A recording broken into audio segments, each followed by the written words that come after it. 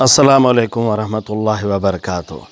حضرت علی قال قال رسول اللہ صلی اللہ علیہ وسلم، حضرت علی فرماتے ہیں ایک دن حضور اکرم صلی اللہ علیہ وسلم لأبی بکر صدیق، یا ابا بکر، میرے حضور نے ابو بکر صدیق سے ایک دن فرمایا، ابو بکر ان اللہ آتانی ثواب من آمن بہ من یوم خلق اللہ آدم الی ان تقوم الساعۃ۔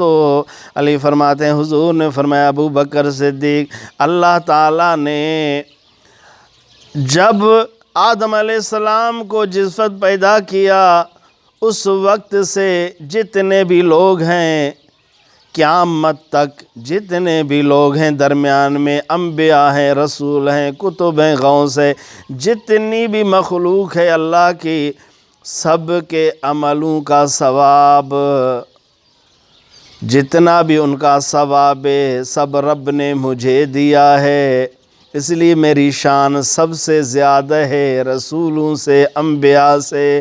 وہ جتنے بھی 1.25 لاکھ کم بیش انبیاء ہیں، 313 رسول ہیں، جتنے بھی غوث کتب ہیں، قیامت تک جتنے بھی صدیقین، نبیین، شہداء، صالحین ہیں، جتنے بھی ان کی عبادتیں، سب کا ثواب ان کو بھی ملا، رب نے مجھے بھی عطا کیا۔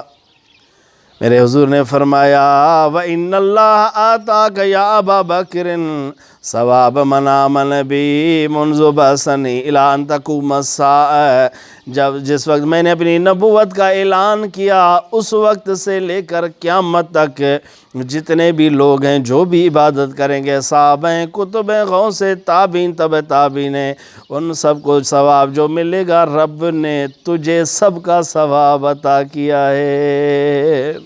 حضور نے اپنے بعثت سے پہلوں کا ثواب اس لیے نہیں کہا کہ آگے انبیاء اور رسول ہیں، کیونکہ اگر وہ ان کو مل جائے تو ان کی شان رسول انبیاء سے زیادہ ہو۔ آپ نے فرمایا میرے بعثت کے بعد جتنے بھی لوگ ہیں سب کا ثواب اللہ نے تجھے دیا ہے۔ حوالہ کنز الاموال۔ اللہ تمہیں خوش رکھے، اللہ تعالیٰ تمہیں آباد کرے۔ معلوم ہوا کہ ابو بکر صدیق کی شان سب سے زیادہ ہے، اللہ نے تمام مخلوقات کا ثواب اسے عطا فرمایا ہے۔